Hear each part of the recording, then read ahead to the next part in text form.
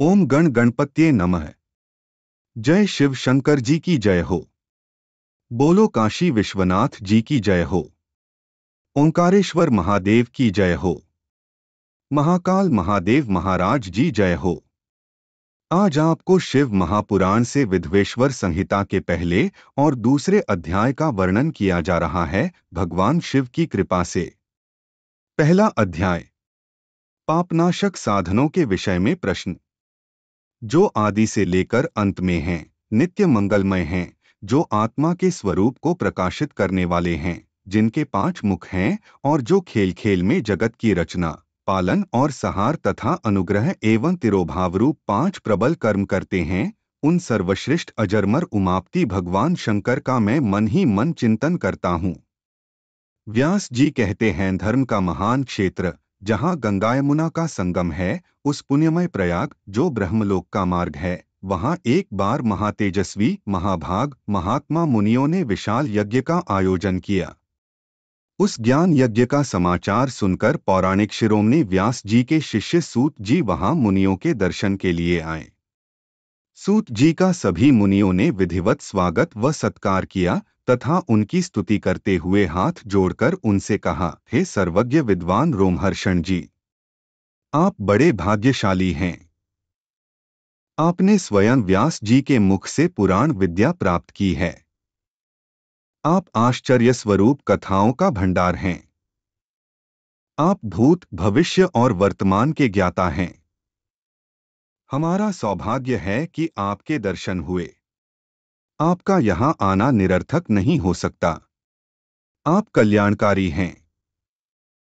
उत्तम बुद्धि वाले सूत जी, यदि आपका अनुग्रह हो तो गोपनीय होने पर भी आप शुभाशुभ तत्व का वर्णन करें, जिससे हमारी तृप्ति नहीं होती और उसे सुनने की हमारी इच्छा ऐसे ही रहती है। कृपा कर उस विषय का वर्णन करें।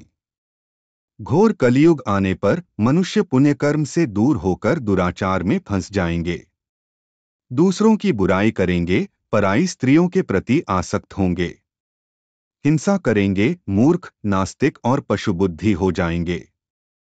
सूत जी, कलियुग में वेद प्रतिपादित वर्ण आश्रम व्यवस्था नष्ट हो जाएगी। प्रत्येक वर्ण और आश्रम में रहने वाले अपने अपने धर्मों के आचरण का परित्याग कर विपरीत आचरण करने में सुख प्राप्त करेंगे। इस सामाजिक वर्णन संकरता से लोगों का पतन होगा।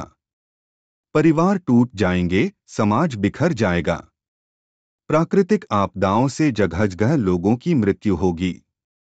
धन का क्षय होगा। स्वार्थ और लोभ की प्रवृत्ति बढ़ जाएगी। ब्राह्मण लोभी हो जाएंगे और वेद बेचकर धन प्राप्त करेंगे। मद से मोहित होकर दूसरों को ठगेंगे, पूजा पाठ नहीं करेंगे और ब्रह्म ज्ञान से शून्य होंगे। क्षत्रिय अपने धर्म को त्याग कर कुसंगी, पापी और व्यभिचारी हो जाएंगे।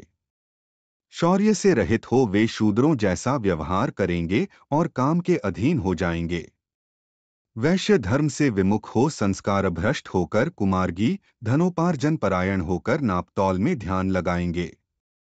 शूद्र अपना धर्म कर्म छोड़कर अच्छी वेशभूषा से सुशोभित हो व्यर्थ घूमेंगे। वे कुटिल और ईर्ष्यालु होकर अपने धर्म के प्रतिकूल हो जाएंगे, कुकर्मी और वाद विवाद करने वाले होंगे। वे स्वयं को कुलीन मानकर सभी धर्मों और वर्णों में विवाह करेंगे। स्त्रियां सदाचार से विमुख हो जाएंगी। वे अपने पति का अपमान करेंगी और सास-ससुर से लड़ेंगी। मलिन भोजन करेंगी। उनका शील स्वभाव बहुत बुरा होगा।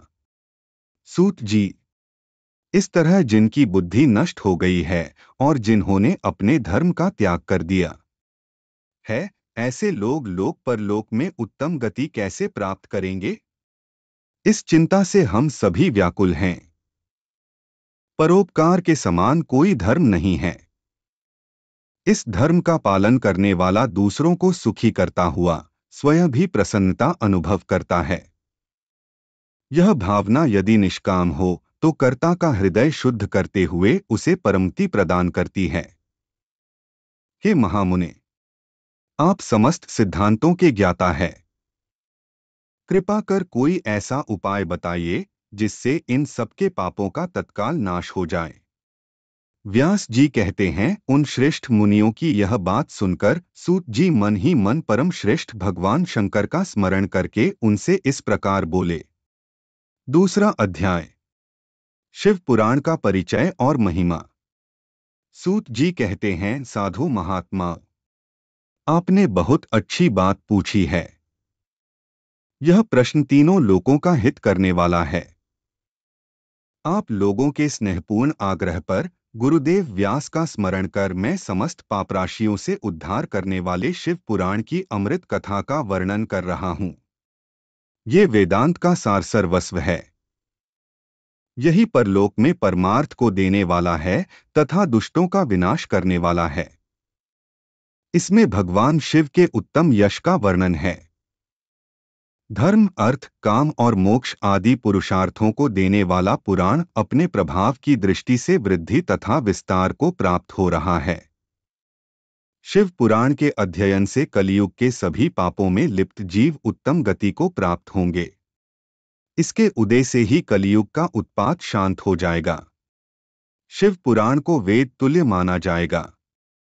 इसका प्रवचन सर्वप्रथम भगवान शिव ने ही किया था। इस पुराण के 12 खंड या भेद हैं। ये 12 संहिताएं हैं। 1 विद्येश्वर संहिता, 2 रुद्र संहिता, 3 विनायक संहिता, 4 उमा संहिता, 5 सहस्रकोटिरुद्र संहिता, 6 एकादशरुद्र संहिता, 7 कैलाश संहिता, 8 शत्रुद्र संहिता, 9 कोटिरुद्र संहिता, 10 मातृ संहिता, 11 वायवीय संहिता तथा 12 धर्म संहिता। विद्येश्वर संहिता में 10,000 श्लोक हैं। रुद्र संहिता, विनायक संहिता, उमा संहिता और मातृ संहिता प्रत्येक में 8,000 श्लोक हैं।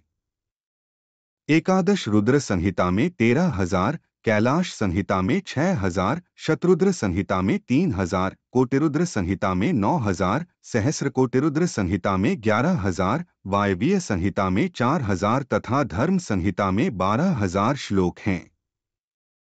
मूल शिव पुराण में कुल 1,00,000 श्लोक हैं, परंतु व्यास जी ने इसे 24,000 श्लोकों में संक्षिप्त कर दिया है। पुराणों की क्रम संख्या में शिव पुराण का चौथा स्थान है, जिसमें 7 संहिताएं हैं।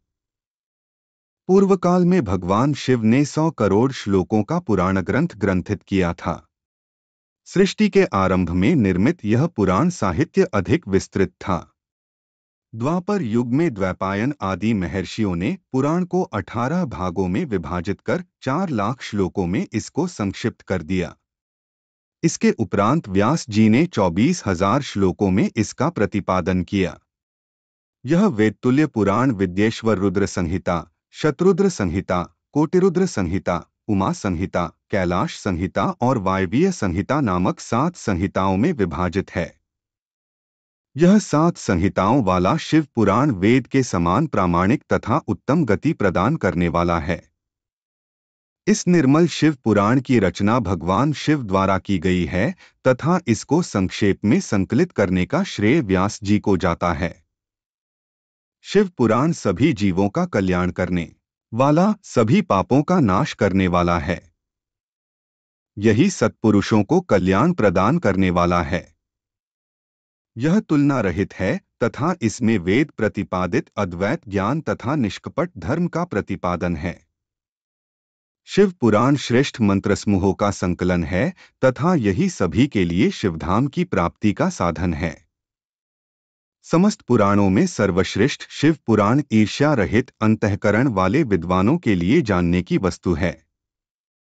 इसमें परमात्मा का गान किया गया है। इस अमृतमयी शिव पुराण को आदर से पढ़ने और सुनने वाला मनुष्य भगवान शिव का प्रिय होकर परम गति को प्राप्त कर लेता है। हर हर महादेव। जय शिव शंकर।